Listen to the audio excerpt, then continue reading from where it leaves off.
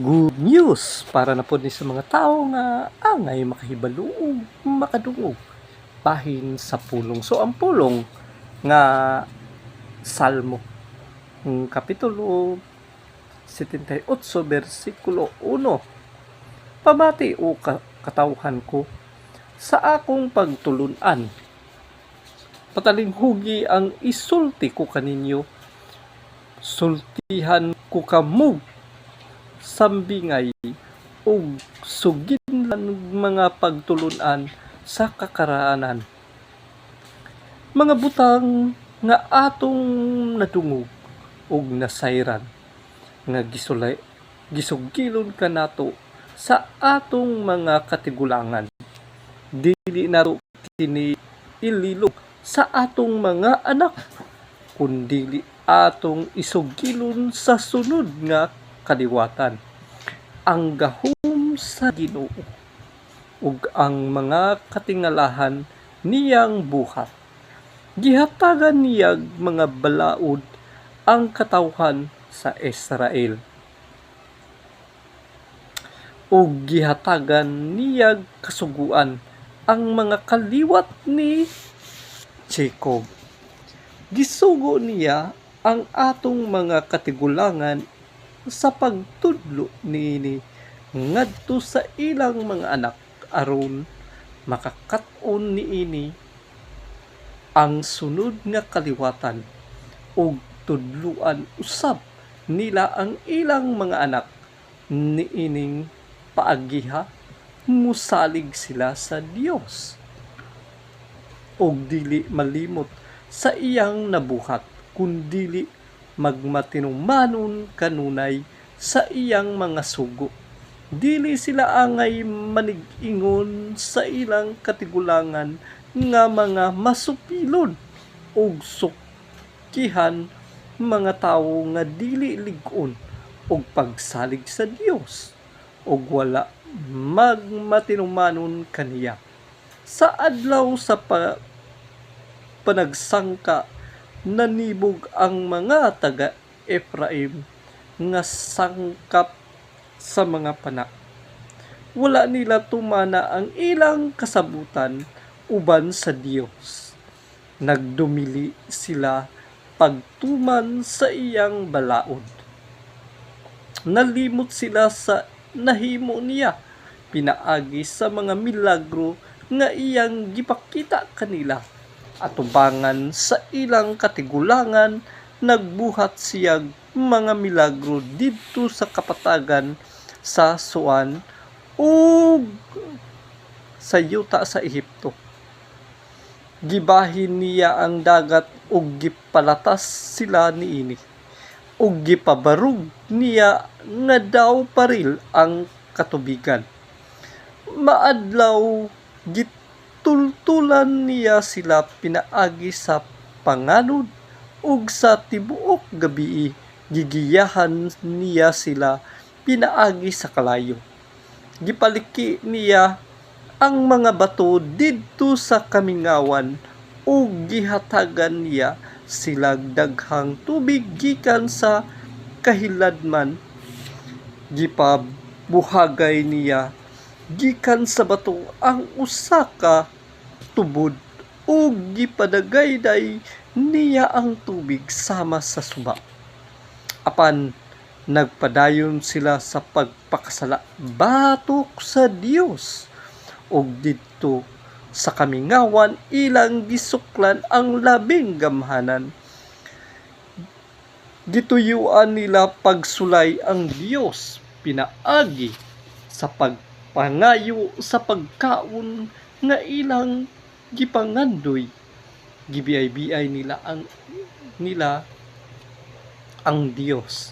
Makaandam bag pagkaon ang Dios dinhi sa kamingawan sila miingon.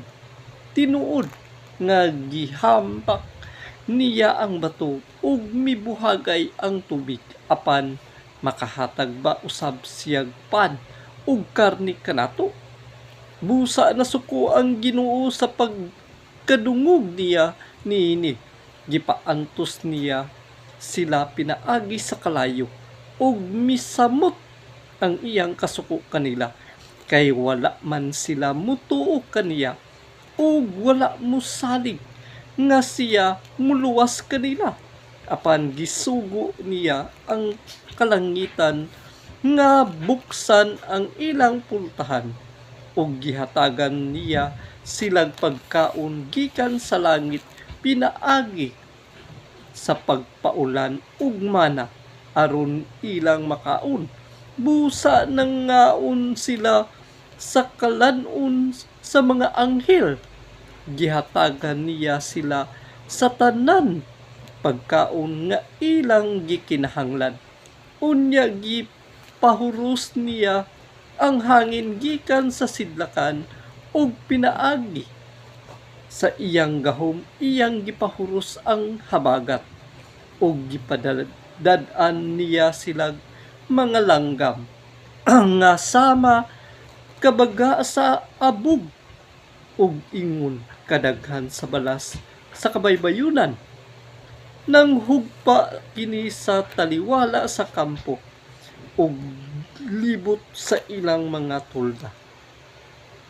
Busa na ngaon ang mga tawo ug nangabusog sila, kay gihatagan man sila sa Dios sa tanan nga ilang gusto.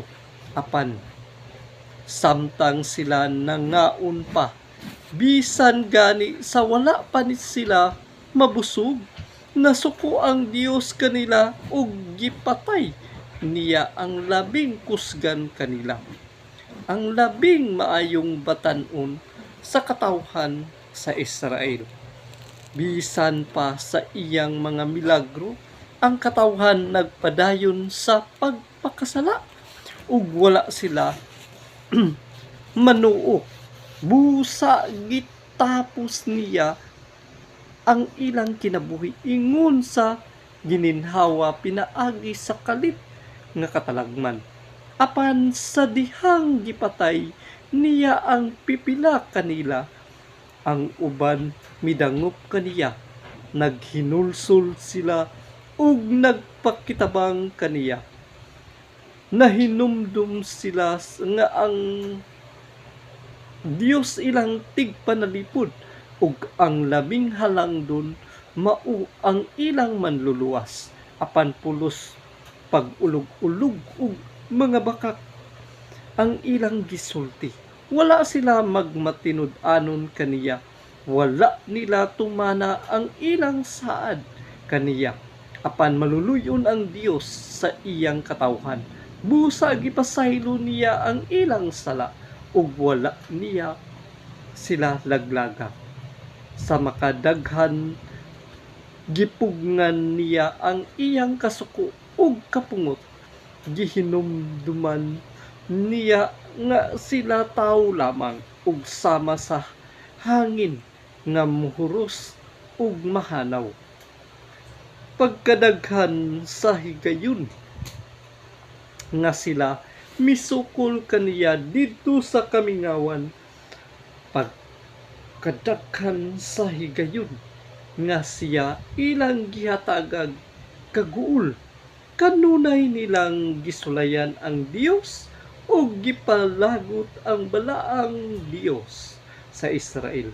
Nalimot sila sa iyang pagkagamhanan ug sa iyang pagluwas kanila gikan sa ilang mga kaaway.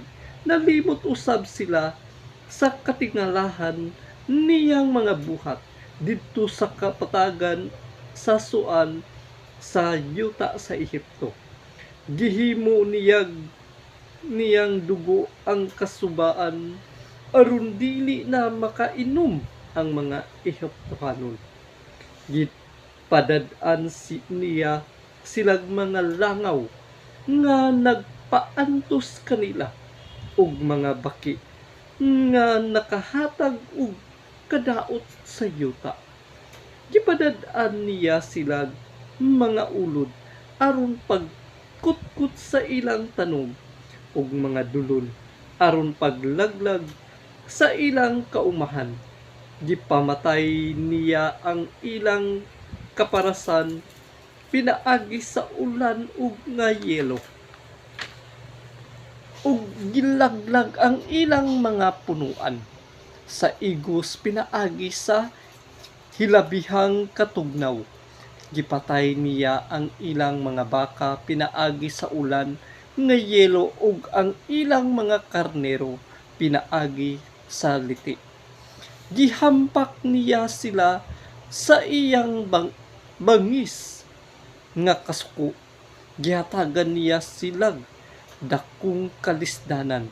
Pinaagi sa pagpadala sa mga anghel nga mulaglag. Wala niya pugni ang iyang kasuko ug wala niya luwasa ang ilang kinabuhi, kundili gipatay sila pinaagi sa sakit. Gipatay niya ang mga panganay sa tanang banay sa Ehipto. Unya sama sa magbalantay sa karnero iyang gitultulan ang iyang katawhan ug gigiyahan niya sila latas sa kamingawan. Wala sila maunsa ug misalig apan ang ilang mga kaaway nangalumos sa dagat. Gidala niya sila sa balaang yuta ngadto sa kabukiran nga iyang gipang panag-iya. Giabog niya ang mga nagpuyo didto samtang nagsingabot ang iyang katawhan ug gibahin-bahin niya ang yuta alang sa mga banay sa banay sa Israel ug didto gipapuyo niya sila sa ilang mga tolda apan misukol sila sa labing gamhanang Dios ug gisulayan nila siya. Wala sila magtuman sa iyang mga sugo, kundili misupil hinuon sila sama sa ilang katigulangan, sama sa baliko nga udyong dili sila kasaligan. Gipasuko nila ang Dios pinaagi sa ilang mga alampuanan ug gipalagot nila siya pinaagi sa ilang mga Diyos-Diyos. Nasuko ang Dios sa pagkakita niya niini. Busa gisalikway niya sa hingpit ang Israel nga iyang katawhan. Gibiyaan niya ang iyang tulda didto sa silok. Ang tulda nga iyang gipuy-an samtang uban pa siya sa katawhan. Gitugutan niya ang mga kaaway sa pag-ilog sa sudlanan sa kasabutan nga maoy timaan sa iyang gahom ug himaya. Nasuko siya sa iyang katawhan ug gipapatay niya sila sa ilang mga kaaway. Nangamatay sa gubat ang mga batan-ong lalaki ug wala na'y mabana ang ilang mga dalaga. Ang mga pari gipamatay pinaagi sa espada ug wala makahimog pagbangutan kanila. Ang ilang mga byuda unya mimata ang Ginoo daw gikan sa pagkatulog. Sama siya sa kusgang tawo nga nagsinggit kay nakainom og bino. Giabog niya ang iyang mga kaaway ug gipakaulawan niya sila hangtod sa kahangturan.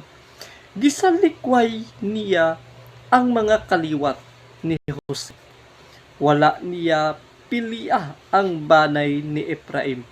Gipili hinuon niya ang banay ni Juda. Ingon man ang bukid sa Sion nga gihigugman niya pag-ayo didto gitukod niya ang iyang templo sama sa iyang pinuy-anan didto sa langit. Gilig-on niya kini sama sa yuta nga dili maunsa bisan kanusa. Gipili niya si David nga iyang sulugoon. Gikuha niya siya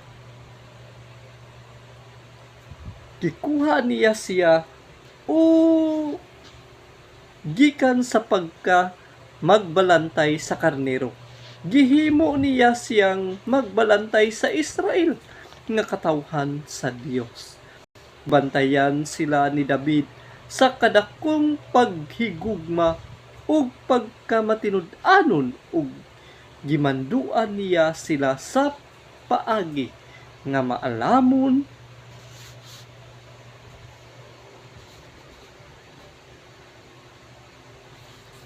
busa ang tao karon unsaon man nila pagkahibalo.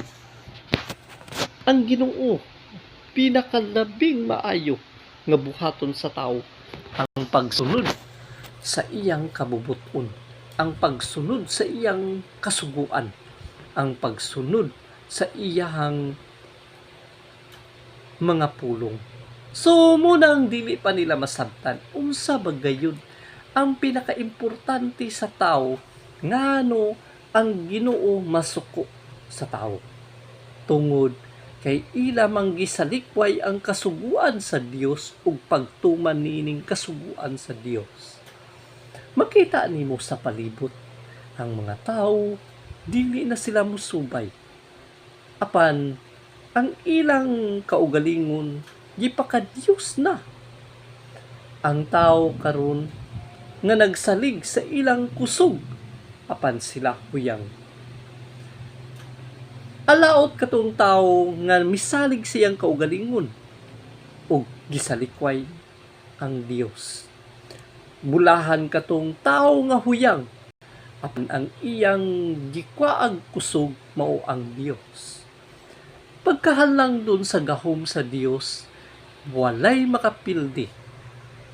Labi na kung ang kabubuton sa Dios mao'y matuman. Walay makabuot sa iyang kaugalingon kung kanus-a kanya kuhaon o kanus-a kanya ipahuman sa kalibutan. Ang imo lamang ang pagtuman sa kabubuton sa Dios, ang pagsunod niini para sa imong kaugalingon, nga ikaw nga nagasunod diha sa kabubuton sa Dios. Ang labing gamhanan nga Dios kanunay siya nga nagatawag sa iyang katawhan. Apan ang tao karon dili nila masabtan unsa ba gayud ang kabubuton sa Dios, labi na ang tao nakatutok sa kalibutanon. Dili sila makisayod, dili sila gusto musunod. Ang tao karon lalis na sa ilang isig katawo apan nagpabilin gihapon ang katawhan sa Dios, labi na ang mga kaliwat ni Israel. Mao kanang dili nila masabtan unsa ba gayud ang kamatuoran para sa ilang kaugalingon. Ang tao nagasunod lamang sa ilahang gusto, labi na kay tungod ang ilang kasing-kasing nahigugma na sila sa kwarta. Dili na sila musubay sa kabubuton sa Dios. Didto na sila musubay sa mga bakak upang panglimbong sa ilang isig katawo. Mao kanang dili pa nila masuta o masabtan unsa ba gayud ang mga pamaagi para sa ilahang kaugalingon nga sila magasubay gayud sa ilang paglakaw niini. Kay ang Dios pagkagamhanan ug ang iyahang mga buhat misteryoso, milagroso apan unsa man sa tao. Mao kini ang tao karon nga dili nila masuta unsa ba gayud. Kay ang Ginoo musitot, labi na ang iyang kasuko musilaog. Apan unsaon man nila pagsabot niini. Kay ang tao karon dili naman musubay sa kabubuton sa Dios. Kanus apa sila makakuha sa mga pagtulunan gikan sa buhi nga Dios, kay ang buhi nga Dios kanunay siya nga naglantaw ug naminaw. Makadungog ang buhi nga Dios ug kini ang buhi nga Dios mutubag gayud. Dili niya isalikway o dili niya palabyon ang nagtawag kaniya nga kinasing-kasing. Ang tao karon dili nila makuha unsa ba gayud ang iyahang pagkamisteryoso nga buhat. Kano sa pa sila makahibalo ug makasabot bahin sa kamatuoran ug bahin sa kabubuton sa Dios. Ang iyang kabubuton kanunay nga nagpasabot niini apan unsaon man ang kasuguan nga gibutang niya diha sa tawo nga naay kasabutan. Ang kasuguan nganong naa may sudlanan apan ang gusto sa Dios nga ang sudlanan sa kasabutan mao ang kasing-kasing sa tawo. Mao nang dili nila masabtan unsa bagayud ang kasuguan. Ang balaod sa Dios kanunay kaysa panahon sa kaliwat ni Israel nga ang mga balaod nga gisulat sa Ginoo gisulod man diha sa sudlanan nga kasabutan. Apan ang tao ginabitbit nila. Apan ang wala nila makita sa ilang kaugalingon kini karon nga kasamtangan nga mga tawo nga magpakaaron ignon sa ilang kaugalingon nga wala na ang balaod para lang sa Israel, tinuod kana ang balaod para lamang sa katawhan sa Dios. Kay ang kasuguan ug ang balaod sa Dios gibutang kana sa kasing-kasing sa tawo. Mao kanang dili pagyapon nila masabtan.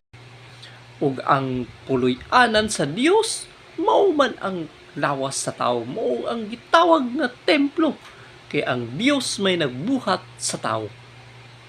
Mao kanang dili gyapon nila masabtan unsa bagayud ang insakto nga kamatuoran para sa ilahang kaugalingon. Maglalis sila, maglantugi sila, apan ang katapusan, ang buhi nga Dios mao'y muhatag og tinuod nga desisyon para sa ilang gipangbuhat. Mao kanang dili pagyapon na nila masuta unsa bagayud ang insakto. Kanang mga tawo nga magasulti bahin sa pagsalikway sa balaod sa Dios. Ako ra ang Dios ug wa nay laing Dios nga imong pagasimbahon. Gibutang ka na sa sudlanan sa binuhat sa Dios nga ang iyang balaod. Ayaw pagkulit ug larawan nga gikan sa langit. Unsa ba ang dagway nga naa sa langit? Unsa bang dagway nga naa sa yuta? Unsa bang dagway nga naa sa tubig o ilalom sa tubig? Mao nang wala nila masabtan, ayaw pagkulit. Ang tao karon dili na nila makuha nga mga panabot. Ayaw gamita ang akong balaan nga ngalan sa dautan nga tuyo. Ang tao gagamiton aron lamang sa pagpanglimbong o pagpamakak sa iyang kaugalingon kay mao kana ang iyang gusto nga pagabuhaton. Mao kana ang mga tao karon unsaon man nila nga masuta kana. Ayaw pagsaksi ug bakak. Ang mga anak tudluan sa balaod sa Dios, unsaon pagkahadlok sa Dios. Mao kanang wala nila masabtan. Usab, ayaw pagpanapaw. Ang tao magpanapaw nga ang ilang gagamiton ang ngalan sa Ginoo nga siya okay ra saya, mga sawa kag duha, mga sawa kag tulo, o mga sawa kag daghan kaayo. Walay magbuot sa tao, pero naa may buhi nga Dios nga nagbuot. Mao kanang giingon, ang taong nagsalikway sa balaod sa Dios mao kining mga tawo nga nagtudlo sa ilang kaugalingon nga pagpanabot. Ayaw pagpangawat, ayaw pagpatay, ayaw gayud pagkaibog sa imuhang isig katawo kung unsa ang naa kaniya. Ang tao maibog o gusto niya nga panag-iyahon niya ang dili iya. Mao kanang dili pagyapon nila masabtan. Unsa bagayud ang kasabutan o balaod sa Dios. Mao katong gibasa ngano ang milagro nga matuman ug mabuhat gayud. Kaya ang katuyuan sa Dios magpabilin ang iyang matuod nga pulong sa iyang katawhan. Ug ang iyang katawhan ipasa sa iyang anak ang mga pulong nga kamatuoran. Kaya ang buhi nga Dios kanunay gayud. Siya magpahimangno. Dili mo biya ang buhi nga Dios. Kaya ang Dios muuban man gyud sa iyang katawhan. Mao kanang dili pagyapon nila masabtan unsa bagayud ang tumong nga paingnan sa tawo. Ang tumong lamang sa tawo ang pagkahadlok sa buhi nga Dios ug pagtuman niini sa iyang kasuguan ug balaod. Mao kanang ang tawo karon dili pagyapon na nila madawat sa ilahang kaugalingon ang kamatuoran. Sa kana pa lamang unsa pa ka ang uban o mga kasuguan nga gihatag sa buhi nga Dios gikan sa mga kaliwat ni Israel, labi na ang mga propeta. So kana pa lamang usa na siya kapamaagi nga sa imong kaugalingon ang pagsunod niini. Ikaw ang magdesisyon niya na sa imong kaugalingon. Ang tao ginatudluan apan ang tao mo'y magdesisyon niya na. Dili kay pwede ko mga sawa og duha o tulo o upat. Ang tao ang nagdesisyon niya na. Dili kay pwede ilugon ko na ang iyahang mga mananap o unsa pa na diya ang iyang asawa o ang iyang bana. Desisyon na sa tao. Dili na siya desisyon sa Dios nga imong pagailugon kay ang Dios nag-ingon na ayaw ilugi. So mo na siya, aka na siya kay kuan man na siya. Ayaw pagsaksi o bakak. Dili kay kuan man na unsa ba ang kamatuoran. So mo na siya, aka na kay mo na ang Dios hulagway niya. So dili nila madawat og Dios-Diosan. Pero ang pinakasakit sa ilang kaugalingon nga dili nila madawat ang kamatuoran. Ayaw pagbuhat og larawan. Nga naa sa langit, o naa sa yuta, o naa sa tubig, o naa sa ilalom sa tubig.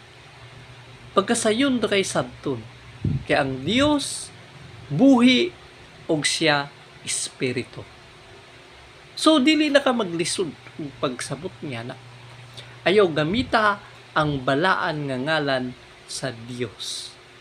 So ang tao magbuhat kay gamiton niya ang balaan nga ngalan sa Dios sa dautan nga tuyo. So ang Dios dili na siya matulog.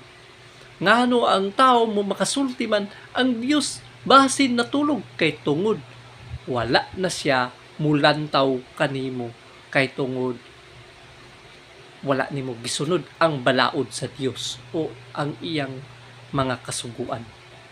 So munang wala nila masabtan kay ang Dios gikatulgan ang tao kay ngano sa ilahang pagsabot niya na kay wala na magtagad ang buhi nga Dios sa mga masupilon, mga musupak. Ang ilamang gihatagag kasuko ang buhi nga Dios dili ang tao. Ang tao igo lamang nga nagpahimangno sa iyang isig katawo. Apan unsaon man kay ang tao karon dili nila masabtan unsa bagayud ang kamatuoran. Kining tanan lumalabay lamang ang atong pagkatawo diri sa kalibutan. Apan ang atong tumong mao lamang ang pagsunod sa balaang espiritu o sa buhi nga Dios. Ang iyahang mga kasuguan o siya lang ang makasulti sa matag sa ka mga tao kinsa ang nagtuman sa iyang kasuguan. Kay kitang tanan samtang napatas kalibutan, kitang tanan pagatintalon sa kaaway. Apan magmaigmat aron dili matintal sa kaaway. Mao kana siyang giingon ngano ang tao magampo aron siya ilikay o dili siya makahimamat sa mga tentasyon nga iyahang masagupa. Munang dili nila masabtan.